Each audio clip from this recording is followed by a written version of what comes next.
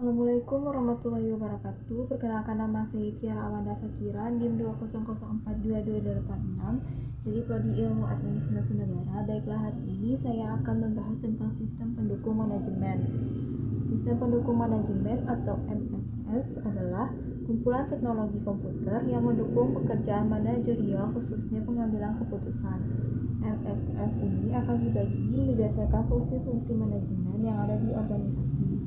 Karena dengan membagi MSS sesuai dengan topiknya, komputer yang dijadikan alat bantu dapat menjurus ke salah satu topik atau pekerjaan yang dituju. 1. Ada Transaction Processing System atau TPS. Adalah sebuah sistem yang digunakan untuk keperluan transaksi sehari-hari. Sistem ini sangat berguna untuk menghasilkan atau memproduksi data. Contoh TPS yang mendapat data dari luar adalah pemasukan data penjualan, pembuatan faktur transaksi, pembuatan cek, reservasi hotel, keluar masuk data keuangan pada bank, point of sale atau komputerisasi pada kasir penerima uang, dan lain sebagainya. Sedangkan untuk data yang datang dari dalam, TPS dapat ditemukan pada perencanaan produksi, perpindahan bahan baku dan hasil produksi, pembayaran gaji karyawan, pembuatan dan perpajakan, pembuatan nota pembelian, dan lain-lain. Karakteristik Transaction Processing System. 1. Jumlah data yang diproses sangat besar. 2. Sumber data umumnya internal dan keluaran, terutama dimaksudkan untuk pihak internal. 3. Pemrosesan informasi dilakukan secara teratur, harian, mingguan, dan sebagainya. 4. Masukan dan keluaran terstruktur. Mengingat data yang diproses cukup stabil, data diformat dalam suatu standar. 5. Komputasi tidak rumit atau menggunakan matematika sederhana atau operasi statistik.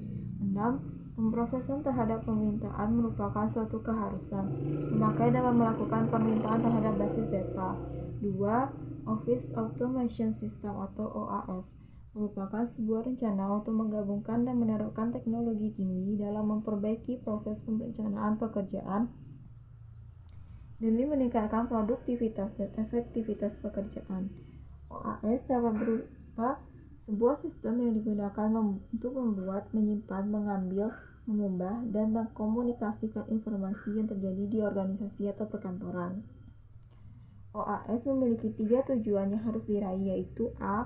Penggabungan dan penerapan teknologi, B. Memperbaiki proses pelaksanaan pekerjaan di kantor, C. Meningkatkan produktivitas pekerjaan dan efektivitas pekerjaan. Office Automation System atau OAS dirancang menjadi 2, yaitu 1. Personal Information System. Sistem yang dirancang untuk memenuhi kebutuhan single user supaya dapat meningkatkan produktivitas individu. Contohnya Microsoft Office, IBM S Lotus Smart Suite, dan lain-lain. 2. Ada Workgroup Information System. Sistem yang dirancang untuk memenuhi kebutuhan dari suatu kelompok kerja supaya dapat meningkatkan produktivitas dari kelompok kerja. Contohnya Outlook, Microsoft Exchange, dan lain-lain. Beberapa fasilitas OAS yang sering digunakan orang sebagai berikut. A. Word Processor atau pengolah kata adalah salah satu jenis OAS yang sudah banyak digunakan orang. Sudah banyak terbukti bahwa produktivitas pekerja dan efektivitas pekerjaan dapat ditingkatkan dengan menggunakan word processor. B. Dokumen manajemen merupakan beberapa cara guna meningkatkan efisiensi penyimpanan dan pengambilan dokumen. C. Electronic mail atau email biasanya dikirim melalui jaringan komputer. Pada jaringan komputer, setiap pemakai komputer memiliki nama sendiri yang disebut sebagai account. Semua data tentang sebuah account memang harus dimasukkan lebih dulu sebelum account tersebut dapat dikenal. Dengan menggunakan salah satu pengolah kata, kita dapat menulis surat atau memo lalu menitipkan surat tersebut kepada jaringan. D. Electronic Fund Transfer atau EFT digunakan untuk menggantikan pengiriman kertas atau dokumen atau uang ke bentuk elektronik. UVT dapat melaksanakan transaksi pendanaan, transfer, pembayaran utang, pembelian atau penagihan, dan sebagainya dari bank ke pelanggan atau antar bank. Ada voice mailing system, adalah fasilitas yang diberikan pada Private Branch Exchange atau PBX. PBX dapat disamakan dengan jaringan telepon yang dimiliki oleh PT Telkom hanya saja dengan skala yang kecil. Voice Information Service adalah sebuah alat yang digabung dengan PBX yang berguna memberi jawaban tentang informasi yang dibutuhkan oleh pemakai telepon. Fax Information Service mempunyai fungsi kerja yang mirip dengan Voice Information Service, tetapi yang dikirim adalah informasi dalam bentuk fax. Fax Information Service juga dapat menggunakan komputer pribadi sehingga setiap organisasi dapat memilikinya. Video conference adalah fasilitas untuk berbicara dengan lebih dari satu orang lawan bicara. 3. Ada Decision Support System atau DDS. Adalah salah satu sistem manajemen pengetahuan yang memiliki peran dalam mendukung proses pengambilan keputusan untuk suatu perusahaan atau organisasi. 3 langkah yang dapat dilakukan dalam membuat DDS adalah 1. Mendefinisikan problem. 2. Membuat model dengan DDS generator. Menggunakan model tersebut untuk mendapatkan jawabannya. Sebuah proses menggunakan DDS memiliki beberapa komponen antara lainnya. 1. Dialog, alat untuk berinteraksi antara komputer dengan pemakainya. Pemakai harus bisa mengerti apa arti informasi yang dihasilkan. Ini berarti sistem mudah dipakai. Model. 2. Model serta sistem yang membolehkan pemakai memilih model yang cocok. 3 macam model yang bisa digunakan adalah optimalisasi, yaitu mencari yang terbaik, statistik atau matematis, yaitu menggambarkan masalah dengan standar kuantifikasi yang ada.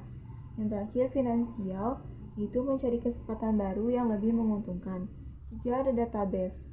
Pengaturan, yaitu pengaturan keluar masuk data. Sistem harus dapat menerima, mengatur, dan mengeluarkan data yang diperlukan oleh model di atas. Data yang diterima dapat berasal dari dalam maupun luar organisasi. Yang terakhir ada data. Data itu sendiri akan diproses untuk menghasilkan keputusan. Karakteristik dari sistem support system adalah 1. Membantu proses pengambilan keputusan dan juga fokus pada manajemen berdasarkan persepsi yang ada. 2. Mempunyai interface manusia atau mesin, yang mana manusia ataupun user masih memiliki kontrol pada rangkaian proses pengambilan keputusan. 3. Mendukung berbagai proses pengambilan keputusan pada pembahasan masalah yang lebih terstruktur, tidak terstruktur, ataupun yang semi terstruktur. 4. Memiliki berbagai subsistem yang terintegrasi dengan sedemikian rupa dan bisa berfungsi dalam suatu kesatuan sistem yang andal. Terakhir ada executive support system. Adalah sebuah sistem yang oleh para senior manajemen atau eksekutif sebuah perusahaan atau organisasi untuk memberikan dukungan terhadap keputusan yang tidak terprogram dalam manajemen strategis. Informasi ini sering bersifat eksternal, tidak terstruktur, dan bahkan tidak pasti. Lingkup dan konteks informasi yang tepat seringkali tidak diketahui sebelumnya. Beberapa contoh informasi yang sering menjadi sumber ISS adalah 1. Database eksternal. 2. Laporan teknologi seperti catatan paten dan lain-lain.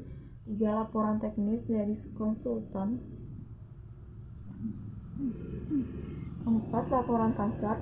5. Informasi rahasia tentang pesaing. 6. Informasi spekulatif seperti kondisi pasar.